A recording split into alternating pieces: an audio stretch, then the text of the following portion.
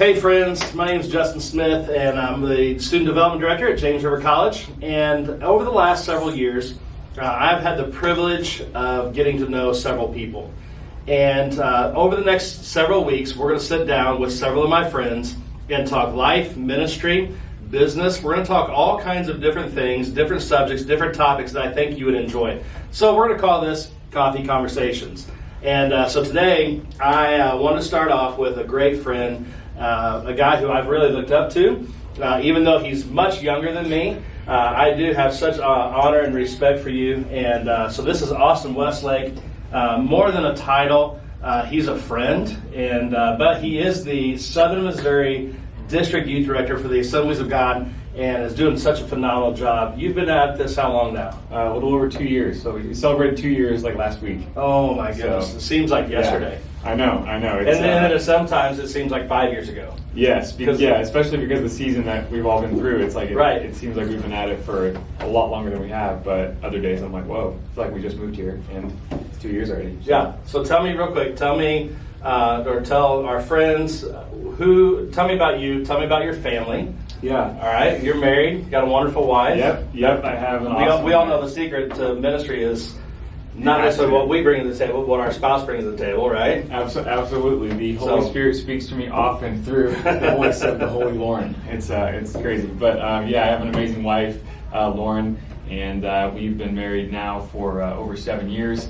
And together we have a son, Jude, who is 3.5. Yeah. And he is a wild man. He's awesome. But he is awesome, and we love him so much. And he's adorable, and he knows it. So now it's getting to the point where he knows that he's super cute, and so he can get away with stuff.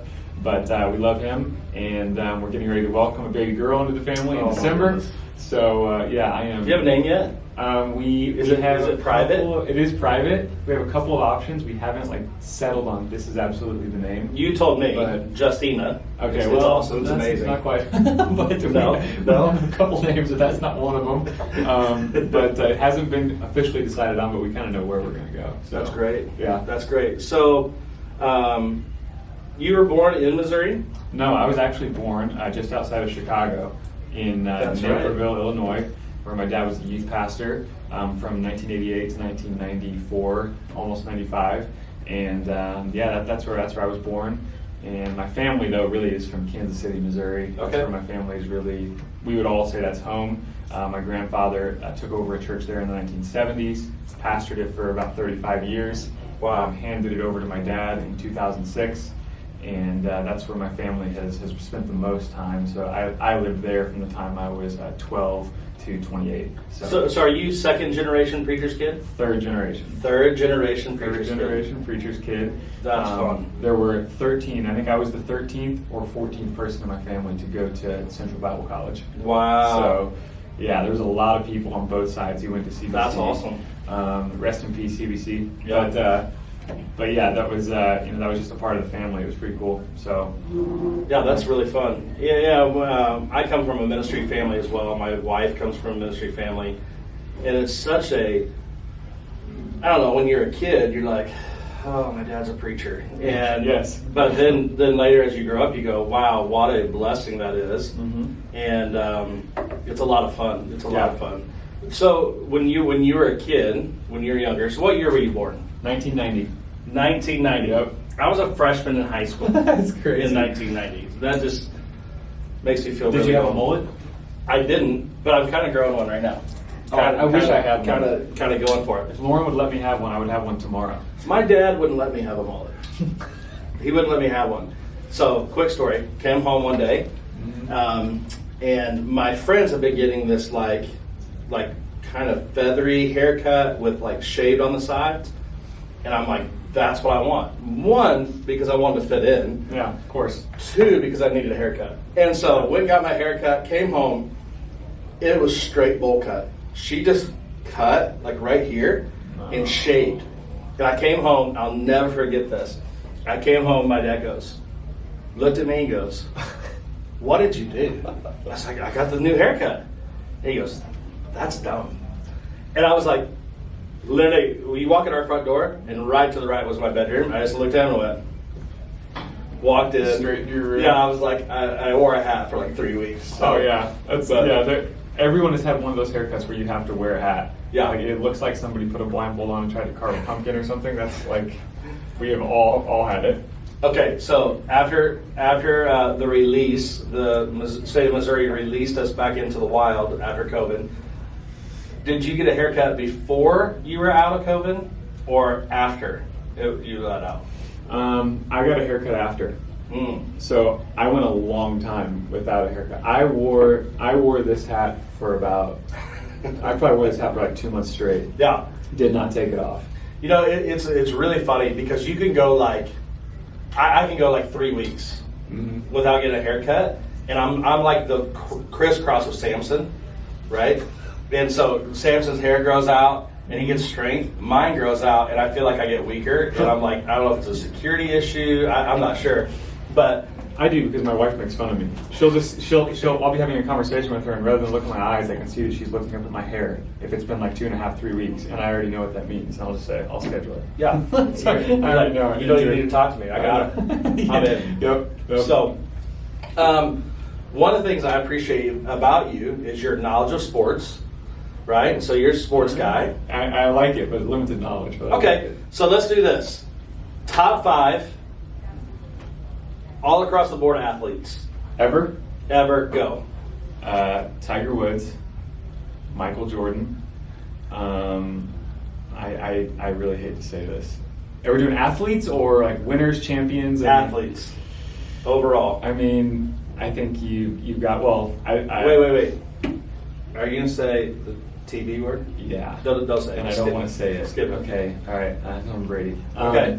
And then Serena Williams. Yep. Come on. Wow. I mean, she is a machine. Wow. She's a machine. You've thought about this before. Serena Williams. Yeah, she's a machine. Yeah. And then I would say LeBron James. Ooh. And then I haven't any baseball players. I would say Bo Jackson has got to be. Ooh. I mean, we're just talking athlete. It's got to be Pure. Bo Jackson or Pure Deion athlete. Sanders. Pure athlete. Yeah. Oh yeah. So football Yep. just started last week. Well, let's go. Did you watch the Kansas City Chiefs play? Of course. Right. Absolutely. Was it weird for you watching it? It kind of was, because I've never been able to watch my team in football and think, we're champions. Like, I've never had that feeling to watch them knowing that we're already champions. Wow. So That's awesome. huge. So when you come down to when you're watching the game, and I'm watching on TV, Kansas City's known to be one of the loudest stadiums in the country. Yep. There's only 20,000 people in the stadium, Yep. as opposed to 60,000. Were you shocked at how loud it was on TV?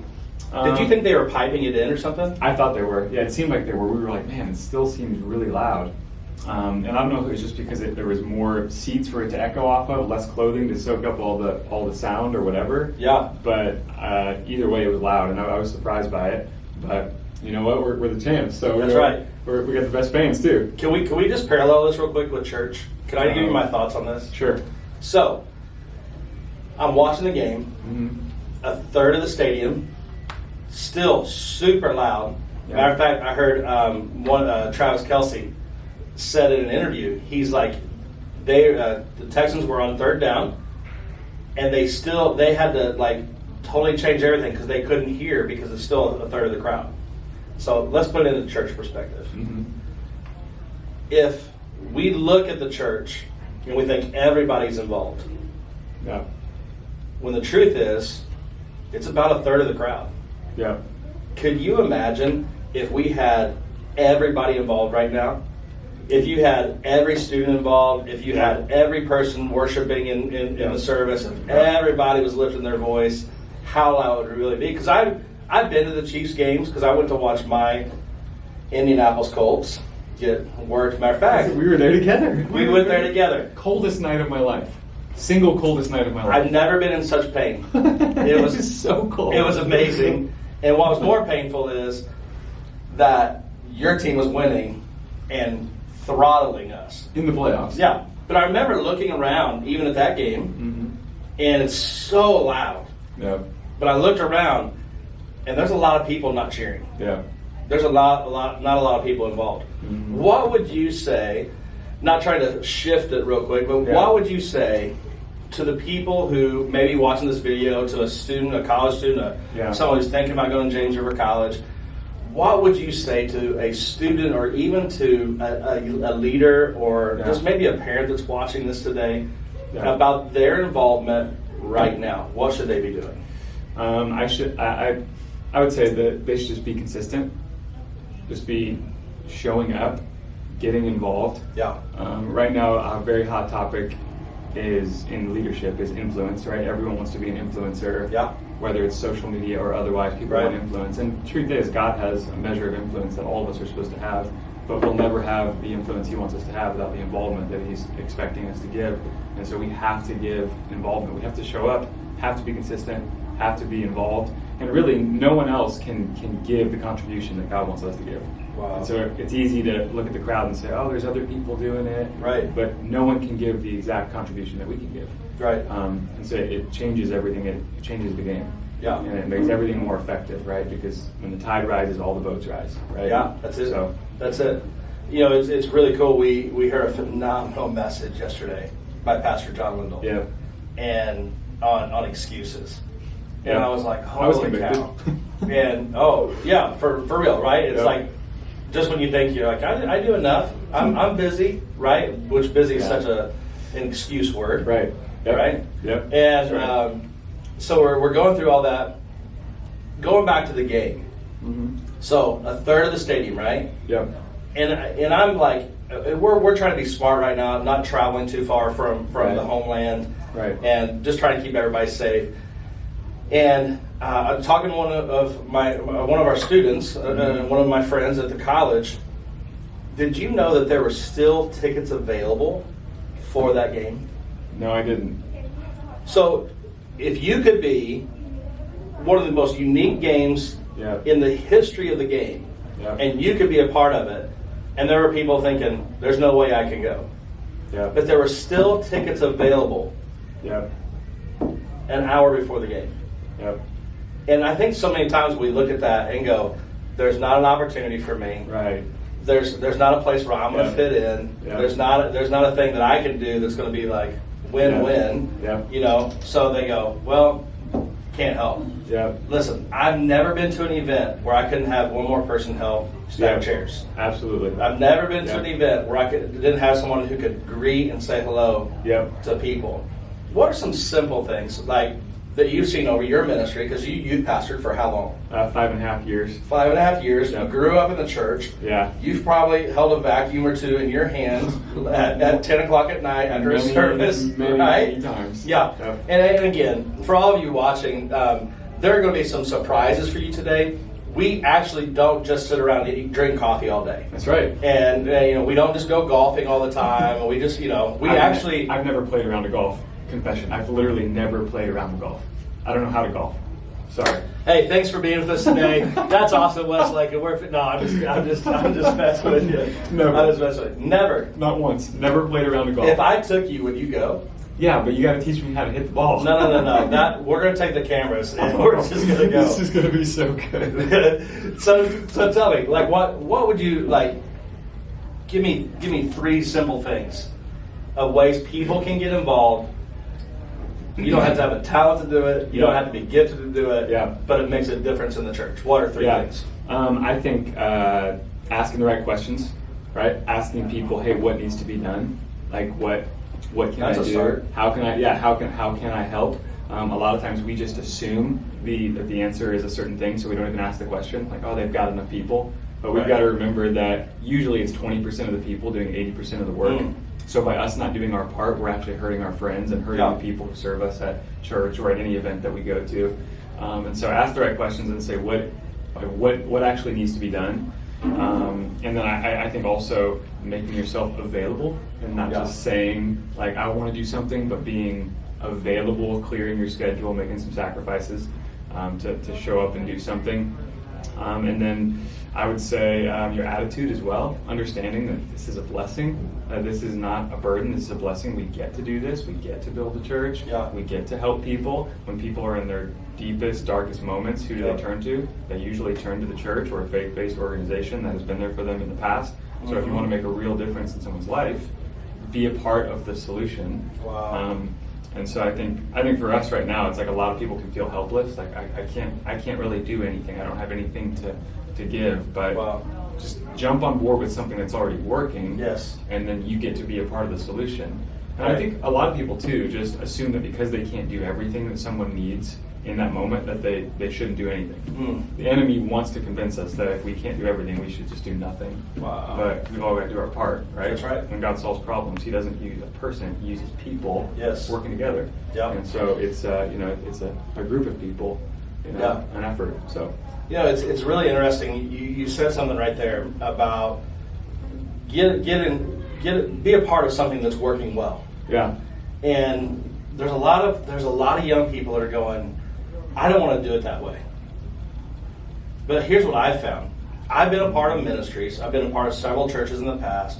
I'm part of one of the greatest churches in the nation right now. And matter of fact, I mean, they're a world-impacting church. yes, Over my 22, 23 years of ministry, there's been a lot of things I've seen that I'm like, I don't know that I would do it that way. But they work for where we are in that moment. yeah, And there's a saying, we're not to reinvent, there's no sense in reinventing the wheel. right, But there is always ways to improve the wheel. right, And one day, you may be down the road and you may be the person in charge. And it's a lot easier to have the experience, yeah, to know how to run a service, to know Yeah. how to run a meeting, to know how to run the organization, all the details that go into it. Yeah. It's so funny. A lot of people show up to your summer camps and go, oh, yeah, we all just showed up today, and thanks for making it happen. What they don't know is the hundreds of hours of organization that it takes, the just hours of planning a game. yeah, Do we have everything it takes to make the game, and going. Yeah. And so to be a part of things when you're young, and I think about James River College. yeah, Currently, the idea that people get to see it hands-on. And I have students that go, man, we don't do it that way at our church. And I don't know that I would do it that way. Yeah. And I'm like, yeah, but we're doing it this way, and it works really well. yep, And the church is growing. yep, But more than I wouldn't do it that way, I have a lot of students and a lot of pastors that come to visit that are going, we're going to do it that way. yeah, yep, And they take it to their context and to their size, Yeah. to wherever they are, and they go, we can apply these simple things. yeah, We can apply, taking care of people. yeah, it's great, yeah, One of the things I love about James River, even in the midst of being socially distant and being healthy, right now they're still taking care of our dream team members, our volunteers. They're still giving them snacks, still taking care of them, giving them coffee, and still serving them, and still smiling on their smile on their face. They're doing all those things, Yeah. right? And I think there's just a lot of things we can do right now. Ask the question, how can I help? yep, And That's it'd be really good. So let's get back to football. Okay. So your Chiefs won. yep. I watched about 4.5 minutes of football yesterday. Did the Colts win yesterday? They were ahead. I think they won. I believe they won. Okay. The last I checked, they were ahead, but I didn't go back and check the score. Did you collect cards when you were a kid? Absolutely. What's your most prized card? Do you still have it? Yeah, I still have all my cards. I have a Shaquille O'Neal card that has a piece of his jersey like cut out in the card. You can get like little Yes. pieces of jersey cards. Yes. So I have a Shaquille O'Neal piece of the jersey card. One time out of a pack, I pulled a Tracy McGrady little piece of the warm-up card, and that's fun. Those are probably I think I have a Kobe one as well from one of his warm-ups or something. And those are like my. Did you collect like one player? Did you ever I gotta have that guy? I had Michael Jordan. I had tons. I still do have all my Michael Jordan cards. I don't have a rookie card. That was before my time, but I have a lot of old Michael Jordan cards and a lot of different kinds. So I was Ricky Henderson. Ricky Henderson. Yeah. Ricky Henley Henderson. I had a bit of a issue. So I have over 200 Ricky Henderson baseball cards. I've never met anyone else who has that many Ricky Henderson cards. I have his rookie card. I have like every unique card you could imagine. Yeah. We were opening a pack of baseball cards the other day, and I was like, what? It was like a throwback. I was like, yeah. And was Henderson in there? Yes. Ricky Henderson. So, that was worth the pack. When's the last time you bought a pack of cards? Oh, man. It's been probably 15 years. Yeah, so it's super hot right now. Basketball Really? card. Oh, yeah. Ridiculous. Crazy. Are you serious? People are so into it right now. It's What? unbelievable. Where Yes. have I been? Why am I missing So, this? go to Walmart. I got my cards. You go to Walmart, no sports cards on the shelves. Are you serious? None. So, this morning, though, I went to the store and bought a pack of cards. So, we're going to open the cards. No way. Yeah. Are they So baseball? they're football because it's football season. So, these are football cards, all right? So, you got to do it right. You got to. By the way, my player was Emmitt Smith when I was growing up, so I would collect Emmitt Smith cards. So I got some of those in Deion Sanders. See, Deion's a man. He is. Deion's another one that could be top athlete. Oh yeah, absolutely. For sure. Yeah. All right, so we're gonna. This may even. I think it's an old pack. I think it's why it's still on the No shelf because it way. wasn't supposed to be there. How many years? What year? Like last year. There's like I can look now. There looks like there's some special cards in here. Is it tops? What's the? Bro, there's some cards in here. This is Score. Score football cards. Yep. Anything that we get that's valuable today, we're gonna give all the money to Speed of Light. Okay. How about that? Sounds good. All right. So Nick Chubb, Will Fuller, Andy Dalton. Andy Do Dalton. you know who he reminds me of? With the red rifle. You know who he reminds me of? Who? Howdy Doody. Every time the red rifle. There you go. Maurice Hurst. I don't know any of these guys. Yeah, I'm not really. Derrick Henry. Okay. Oh, hey, I listen. don't like him. Don't like Derrick Henry. Listen, this is one of my favorite players because he came to the church. Chris Harris Jr. Chris Harris Jr. With the team he's on is. He got traded. Oh, did he? Yeah. Okay. Isn't he on the Chargers now? I don't know. Almost as bad. But he's a Bronco. But, yeah. Eric Ebron. Oh, Alejandro Villanueva. I just like saying that.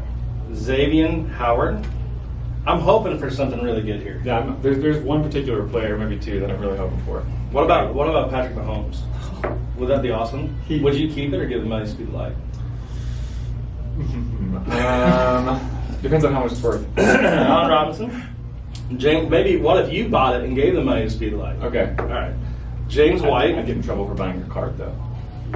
My wife would not be. She was thrilled. Not in your investment plan right now? Nope. Josh Doxson.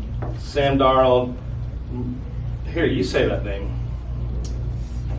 Marquez Valdez Scanlon. Oh, there you go. Oh, hey. Little Russ Wilson. There he is. Hey, we got a couple good cards. All right. Mark Ingram, nothing. Oh, you know what?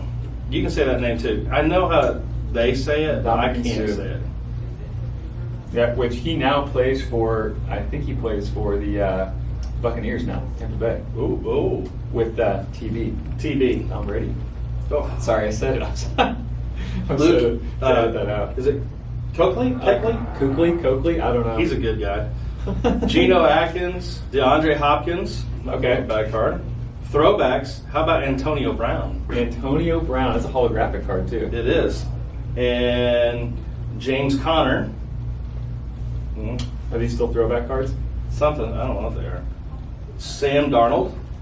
Sam Darnold. Signal Callers. Hall Hands Team. I don't know if that's legal. Nick Chubb. Another Nick Chubb. 2 in 1 pack. Oh. Who is it? Is it all hands? It is a. What position does he play? And I'll see if I can guess. The. You don't even need to know the position. Really? Patrick Mahomes. No way. We got a Patrick Mahomes. We got a You're Patrick pulling Mahomes. Listen, it was destiny. The Lord is in this. Okay. See, look at that. Listen, He is in this. The Lord is in this. I'm gonna go buy some more cards. Oh man. Ooh, What a Juju Smith-Schuster. Yes. Watch his YouTube video the other day. He bought his family a house, like $1 million+ house, and he's got like 5 younger siblings, and they all like went in and picked out their own rooms. That's crazy. Who's this guy? What would be cool? Are these stuck together? Uh-oh. Oh no, Marquise Brown in an Oklahoma jersey. Uh-oh. Oh, you. Okay, little known fact. Baseball cards currently don't have the teams on the card. Why? because I think they don't have the license with Major League Baseball. So it just has like it has them on the card, but every part of their uniforms like no brand, not even Upper Deck. I don't know. That's crazy. Pops doesn't. That's crazy. How about that? Jameis Winston. Oh, Jameis Winston. I was wondering what happened to him. No, I mean I seriously. think he plays for the Patriots now. Okay. So I don't know. Right.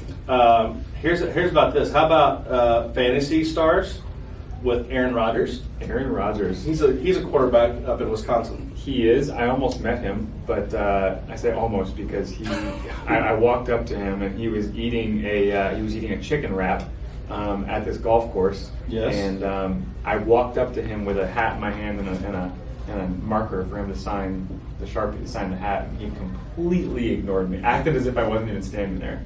So I was like, okay. Was that like last God week? bless. No, that was like 2011. Wow. Yeah.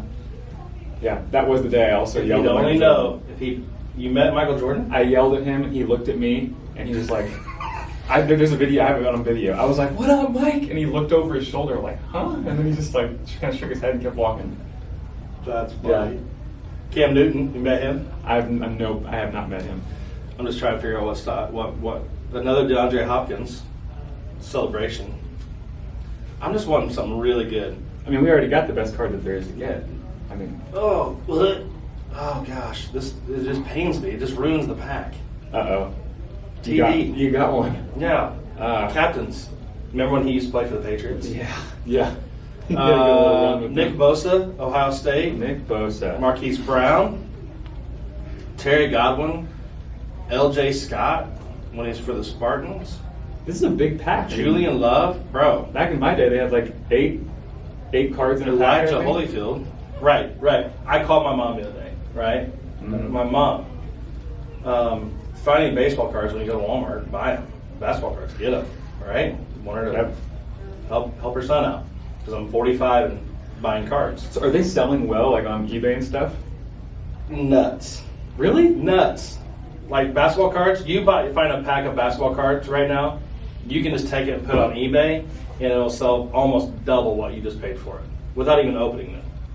Now, that's crazy. If you find like a Zion Williamson, okay, how much do you think right now on eBay the most valuable current card is? Like it's printed in the last 2 years. Oh, so not a rookie of like a vintage player or anything like that. Any player. Last 2 years. I think it would either be. It's going to have to be. Oh man, it's probably going to be a Kobe card, right? Is it not a Kobe card? Even though it is a Kobe card. Okay. I'm trying to think of with another player that's a rookie. That's currently a rookie? Currently a rookie. Oh man, currently a rookie. Or he just maybe I don't know. It seems like so much is jumbled together right now. Would it be? Big guy. Oh, he's a big guy. Yeah. Pelicans. Zion. What? So it's Kobe and Zion on the same card. Autographed? Both autographs. Okay, yeah. There's 3 of them on eBay right now. The cheapest one is how much? $10K. More? 12? 70 grand. Shut up. 70, 85, and $99,000 are the 3 offers right now. Why? Right. It is a card with 2 signatures on it. I'm sure it's been graded, but still. That's crazy. One of them's graded, the other 2 aren't. Crazy. And you probably remember this years ago, if there were more than 1 autographs on the card, it actually didn't increase the value. It was only as much as the most player on the card. So it was actually worth more if you just had 1 autograph on 1 card, if it was like a Magic Johnson, Michael Jordan, John Elway or whatever it would be, which I'm not a John Elway fan. I usually don't speak his name, but yeah, Tom Brady, John Elway. So who needs him? So let's talk about this. Let's talk about the signature on your life. So that's good. When you are young, you want to be certain people, right? And you want to be who everyone else likes. I had a Michael Jordan jacket Oh. right? I had an Oakland Ricky Henderson. I didn't have a Henderson jersey. I had an Oakland jersey because my parents couldn't afford to have the name stitching with the on the back of it. Yep. What would you say to people right now who are trying to fit in, and they're trying to be everything but who they are? What advice would you give? I would just say stop. I would say don't. I mean, it's fitting in is not what it's cracked up to be. You know, we were never meant to fit in the first place. And as long as we're fitting in, I think we're failing to do what God's called us to do. Yeah. You know, of course, there's going to be moments where we're reaching culture, so we've got to be around it, but we don't have to be just like it. Yeah. And I think if our priorities are right, we're not going to fit in my opinion. Like if we're really trying to be who God's called us to be, live the life that we were always meant to live, we're not going to fit in. Wow, we're going to stand out. And right now, you have a lot of people who are doing things just because they're popular. Whether it's buying a pair of shoes that they don't even like just because they're hyped and they're popular, or wearing clothes that they don't like, or getting a meal from McDonald's that they don't even like just because there's an artist name on the meal. Yeah. Like things like that. Like if you look at what people will do for clout or for hype, it's just like it's exhausting. I think it's exhausting, and so I'm just like, wear what you like. Yeah. Be who God's called you to be. Be unique. Be yourself. And that's the most fulfilling thing that you can be, is who God's called you to be. And one thing I would say to young leaders is that I think if young leaders are trying to, I would say, make a name for themselves, build their own brand, I would just tell them, just stop. If you're trying to be known, well known, just stop. Wow. It's exhausting. Yeah. Because what happens is you end up going to church services, conferences, events, and you immediately start comparing yourself to everyone else there, and it takes all the fun out of it. Wow. The moment you stop comparing yourself to other people at an event or at a gathering or at a party, a group of people, the moment you stop comparing yourself, that's when it starts becoming fun. Yeah. And it stops becoming fun when you're like, I want to be known and I got to prove myself.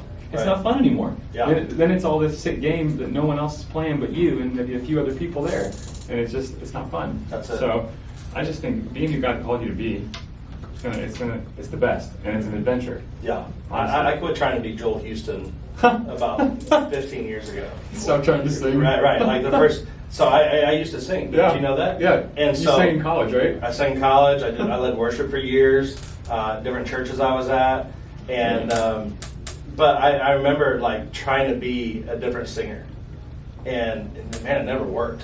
One, you get so caught up in trying to be like them. Yeah. So you're cutting your hair like them. Yeah. You're wearing the same kind of clothes they wear. And Yeah. what you don't realize is that you go to buy those clothes and you're like, oh, those fit different. Yeah. They I can't afford enough. My being a Joel Houston. I mean, he could shop at Walmart for all I know. Sure. But we're always trying to keep up. Yeah. And what we do is we lose focus on what we're supposed to be doing. Yep. And you're like, I just spent more on my clothes than I did Yeah. on building the kingdom. Yeah.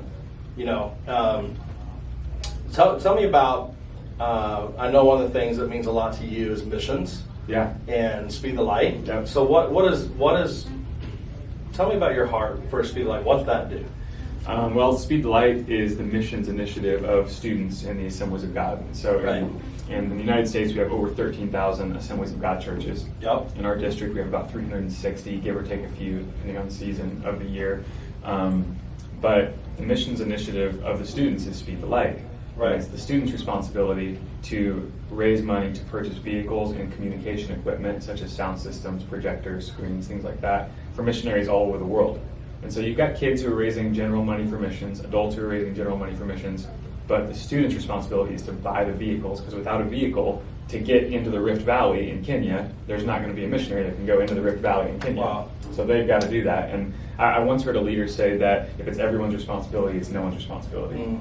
But what we've done in the Assemblies of God is we've assigned that to students, and students have taken it on and taken ownership over it. And so in 2019, the students in our district raised $318,000 for missions for Speed the Light. That's right. And we've just been pushing at that, trying to give vehicles to missionaries. And one thing that's heavy on my heart is when we're sending a missionary family overseas or to South America or Australia or wherever they're going, the thought of that family with young kids having to take public transportation in a city in a nation that they've never even been to, Yeah. going places they've never been to. They can't read the signs. They're in a different language. They don't know people. That keeps me up at night. And so I'm just like, we're not going to let these families go overseas and take public transportation in a third world country that they've never been to. We're going to give them a vehicle so they can figure out where they're going, get there safely, and preach the gospel. And so we care about that. And then right now we're in an initiative where we're helping raise funds for water wells in East Africa. Oh, come on. With John Bongiorno, World Serve through Speed the Light. Yep. And so we are providing the equipment it takes to build the wells on Assemblies of God property in East Africa. So then you put the well there, people come to the property, they get to know the church serves them, they get to know Jesus. Yes. The entire community has changed. Right. So we're working on that right now, and we've seen students give generously. It's been crazy to see some of the things that students have done to raise money for Speed the Light, and it's just awesome. Give us a couple of examples. So we've got a student in Southeast Missouri who he kicked 1,000 soccer balls to try and raise money for Speed the Light. There was a kid here in Springfield a few years ago who had this idea for 1 in 1,000. Crazy. You might know him. Maybe. And it was one person doing 1,000 of something, whether it's shooting 1,000 free throws, hitting 1,000 golf balls, throwing 1,000 axes, and then people sponsor them. And when that happens, you raise a lot of money. Yeah. And so we've had people run laps, do 1,000 laps around the track. We've had people block soccer balls, kick soccer balls. We had one girl do 1,000 cartwheels to raise money for Speed the Light. I can't do 5. I can't do 1. I've never done a cartwheel. I don't know how to do one. That and golf. We are going to change your life. I can't do today. a cartwheel. We're going to take you golfing. We're going to get you to do a cartwheel. We're going to get you to do a cartwhell on the golf course. Okay, let's do it. The cameras are going to be with us. We're going to do that. We're going to make it happen. Let's go for it. That's awesome. But yeah, we've seen students just go above and beyond. It's been awesome. You know, and it goes back to one of our first things we're talking about, the excuses. Yeah. Because someone can look at that and go, well, I can't do 1,000 of anything. Right. Well, yeah, you can throw 1,000 baseballs. Yep. Or you can, do 1,000 cartwheels. Yep. Everyone has something they can do. Yeah. They can stare at a camera for 1,000 minutes, It's just, there's always something, right? But it doesn't matter if you're giving $5 right, or $50,000. Yep. As long as you're doing what God's asked you to do. Yep. And I'm a believer in stepping out, Yep. and not again, it goes back to that principle of, like, I was doing this so I would get this. I'm showing up to the event so I could get noticed, or I'm coming to this so I can gain a more of a platform. Yep. Right? And you learn not to give because you're going to get. Yep. You learn to give because someone's going to get more. Yep. People's lives are going to be changed. Right. And God will not be outgiven. Right. You can't outgive God. It's impossible. We had another student actually who was at our youth conference, our youth convention last fall, and he felt the Lord telling him to give a certain amount of money to Speed the Light. We took up an offering, and he had been saving that money for a pair of Nike shoes. Yep. And he felt like the Lord wanted him to give it, so he contacted his dad and said, "I want you to bring my money so I can give it." And he ended up giving the money he was saving for the shoes to Speed the Light. And then ultimately, it was a kind of a cool thing that we got to be a part of, because we heard what happened and we were able to find a way to purchase the shoes for this young man, kind of as a blessing. That's awesome. He didn't expect it. And I had people do those things in my life when I was growing up, and so time and time again. Yeah. Oh, over and over again. Yep. And so we want to try and do things like that, have moments like that when we can. Right. And so that was a really cool moment, and the student got to Just being faithful. Yeah. Just being faithful with what you've been given. Yep. God will give you more. Yep. So, Yep. Hey, if you were to say, hey, right now, here's one thing I want people to hear. Yeah. What would it be? If we're talking leaders, if you're wanting to be a leader, you want to grow in your leadership, it's very popular right now to be a great communicator, right, and to be a great speaker, and to be someone who's eloquent with words and is good at writing and posting things on social media that make people, what's the word? Repost it to make it go viral, right?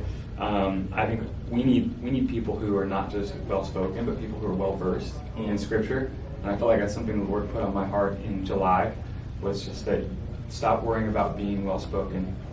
work on your craft, get better at speaking and communicating and leading, but more than well. Because you're a great speaker, by the way. Oh, thanks. Appreciate that. But it's more important to be well versed in Scripture. Yeah. We don't need people who are great communicators. We do, but more than that, we need people who know the Word of God. Right. Because ultimately, that's what's going to bring change. That is what is anointed.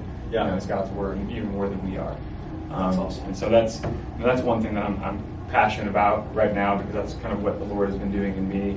And then another thing I would say is that obviously in this season there is a limit on what we can do. Yeah. There's a limit on where we can go. And I have canceled thousands, and I literally thousands of miles of travel this year. Yeah. I mean, I was supposed to get to preach on multiple other continents and coast to coast, and it was huge opportunities, dreams fulfilled. Yep. Canceled all of it. And I felt that the Lord was putting on my heart that there will be a limit on what you can do, where you can go, but there's not going to be a limit on how much you can grow in this season if you really want to. So how much we grow is on us, right? That no government, no health department, no virus, nothing like that can limit how much we can grow, because that's really between us and God. Yeah. And so I've been trying to grow in a number of different areas with that in mind, just knowing that I got to grow. That's it. Yeah, you're talking about those cancellation moments. I had actually gotten sick in March and was home 2 or 3 days. And this is the beginning of all of it. Yep. And I felt good. Wednesday, pastor encouraged me, hey, stay home. So I stayed home, slept like the whole day. And on Thursday, we were going to leave to go to Colorado for their district youth convention and fine arts. Mm-hmm. And we're taking 22 students to go serve them. Then we're going to do a missions trip behind it. We're going to go from the missions trip all the way to New Mexico, which, by the way, they just raised $150,000 for Speed the Light. Yep. On a bike ride. 500-mile bike ride. Yeah. In New Mexico. It's not flat. No. Right. Not at all. So a way to go, New Mexico. Yep. Austin, great guy. And so Thursday, I'm in the rental van on the way to the church, and I get the phone call. Hey, cancel the trip. It's all starting to heat up, and we don't know what's going on. Yep. I called. The district was, Sean was just like, oh man, you gotta be kidding me. Called me that night. He's like, hey, we've canceled the event. So a big part of why we travel and promote and do this is to get more college students there. Right. Let me just say this. God knows more than you know the desire of your heart. Right. The desire of our heart was to go and serve that incredible district, that incredible ministry, and again in New Mexico. Great friends there. I was so excited. Yep. And God knew our heart. Yep. And I was sitting at orientation, and all of a sudden, it starts clicking with me that I think I'm going to look to my guys, we have now 3 Colorado students. Really? Freshmen. It's awesome. Kids that we never went to. That's awesome. But we were supposed to. Yep. And so somehow God orchestrates it where they're here. Yeah. Awesome. And so I want to encourage you with this. All of those dreams, all of those moments that you've always waited for and have just thought about, they're not canceled. Yeah. God's going to make a way to do things in your life that you never thought was going to be able to happen again. And taking the moments you have, being faithful with what you've been given, like you're saying, hey, keep moving forward. Keep doing it. And to have that come into fruition, to watch it, I was thinking about all the other places we could have gone this summer, and I was like, we got a student from there. We got a student from there. That's awesome. We got a student from there. Yeah. God just keeps on being faithful, and He's sending people to a place that's remaining faithful. Wow. Yeah, absolutely. So as you remain faithful, God will bring people around you to be faithful. I've loved this sermon series we're at in the church, and it's so good to see you on Sundays when you're in town to be a part of the church. I haven't been there in several weeks because I've been traveling, getting to preach now. Yeah. Things are open a little more in the state. This series, led by fire. Yeah. Right? Powerful. I'm sitting there yesterday, and I'm just like, am I even saved? Like, what am I doing? And I've devoted my life to ministry. Yes. I have a few stories of sacrifice and obedience, and I'm just like, man, that's so powerful. Yeah. And I just think that's the season we all are in right now. Yeah. Pastor yesterday at the end of his message, I hope they clip that and put it on, because I believe that encouragement. Don't be led by fear. Yeah. Yes. Don't cower into what everyone else is saying, Yeah. and to be scared. Mm-hmm. But stronger is He who's in me Yep. than in the world, than an epidemic, than a Yep. pandemic, than anything. Yep. And to move forward with that. So hey, thanks for being with us today. We really appreciate it. Huge honor. Huge honor. Love you. Love the college, and that is an honor to be a part of it. Thanks, man.